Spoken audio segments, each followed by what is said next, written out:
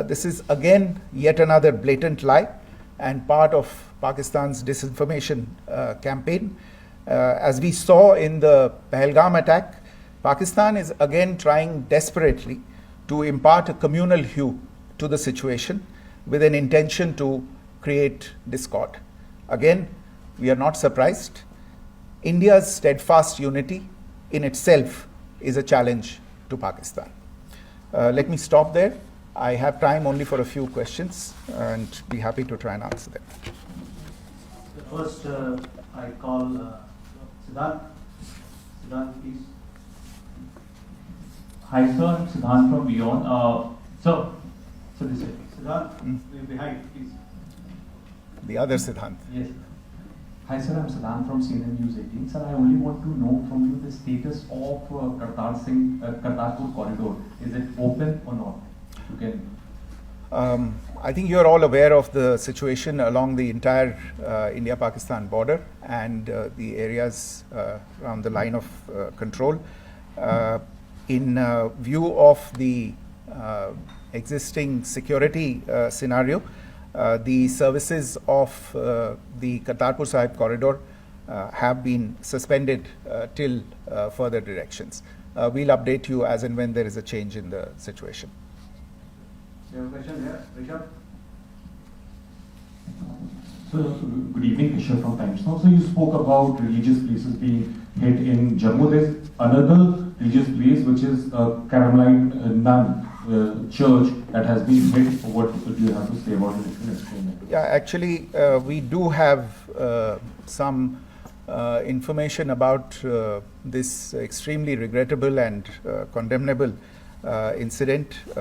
During heavy shelling across the line of control in the early morning of 7th May, a shell fired from Pakistan landed just behind the Christ School run by the Carmelites of Mary Immaculate congregation in Puj. Tragically, the shell fired from Pakistan hit the home of 2 students of the Christ School. Both students unfortunately lost their lives and their parents were severely injured. Another Pakistani shell struck a Christian convent of nuns belonging to the congregation of the Mother of Carmel, damaging water tanks and destroying solar panel infrastructure.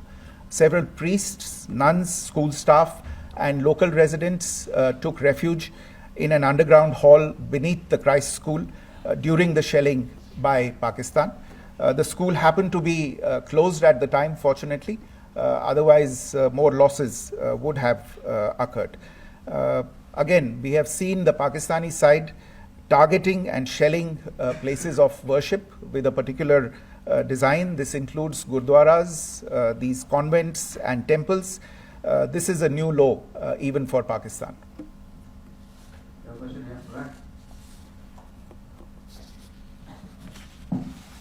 Sir Pranay Upadhyay अमर जहाज से।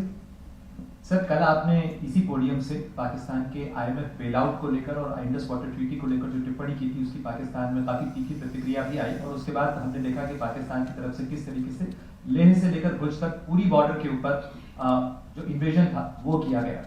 मौजूदा situation के अंदर पाकिस्तान के bailout package को लेकर और पाकिस्तान के अटेम्प्ट्स को लेकर आपका क्या असेसमेंट है, और दूसरा ये भी जानना चाहेंगे कि पाकिस्तान की तरफ से ये जो अटेम्प्ट किया गया था उसका भारत ने अभी तक उस तरीके का कोई जवाब नहीं दिया गया है, तो क्या भारत इसका जवाब देगा जो कार्रवाई हुई है बीते 24 घंटों में?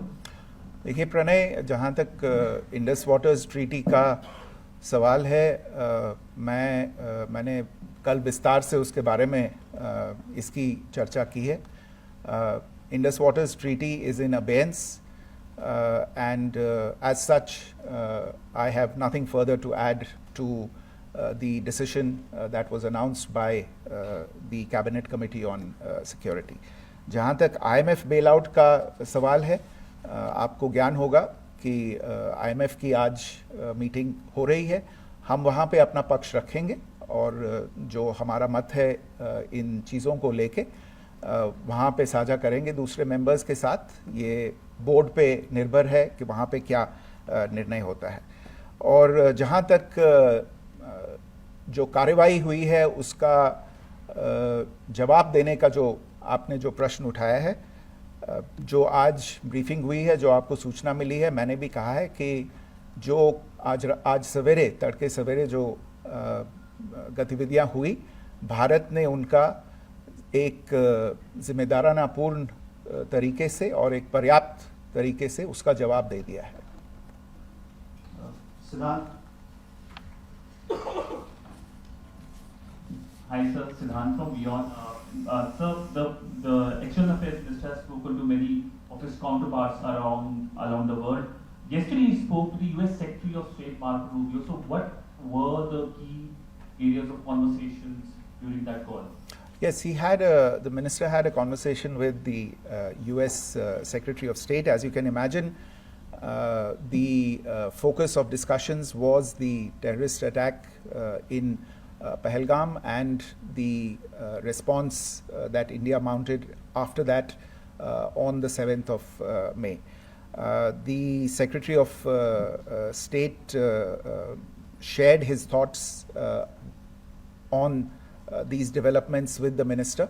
The minister deeply appreciated the US's commitment to work with India in the fight against terrorism, and he also underlined the targeted measures that India had taken in connection with Sindoor. The minister also underlined that India would firmly counter any attempts at escalation from there. But in follow-up to that, as you are aware, there have been a number of other conversations. The minister had a conversation with the UK Foreign Secretary, David Lammy, today. There too, the discussion centered around countering terrorism, for which there must be zero tolerance.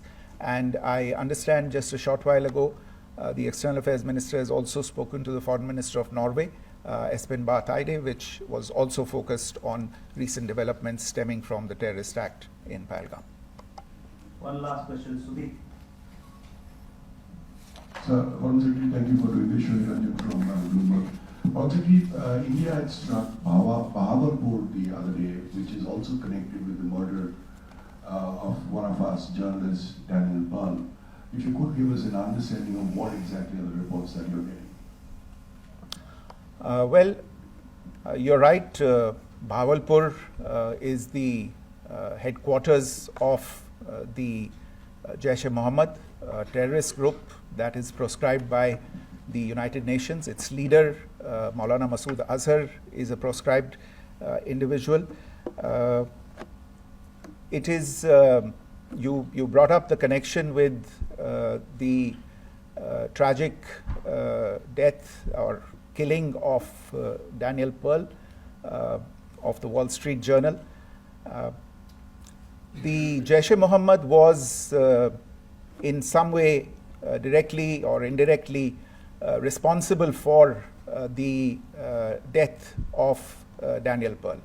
But the real connection is through Ahmed Omar Saeed Sheikh, the British Pakistani jihadi who was held in India but was finally released in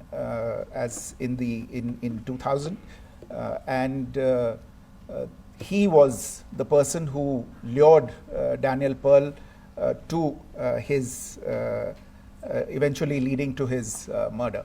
So these are all obviously connected figures, connected individuals, connected institutions, and the attack on Bahawalpur, on that facility of the Jaish-e-Mohammed in Bahawalpur is, I would imagine, a fitting part of this unfortunate incident.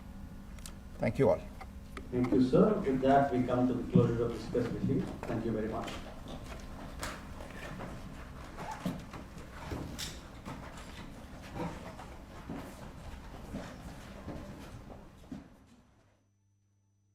Is Pakistani claims that they did not target or attack any religious places. You would recall that yesterday I shared with you an incident related to the attack on a Gurdwara in Punch. Instead of owning up to these attacks, Pakistan made the preposterous and outrageous claim that it was the Indian Armed Forces and the Indian Air Force that was targeting cities like Amritsar and trying to put the blame on Pakistan. This is nothing but a desperate attempt by Pakistan to disown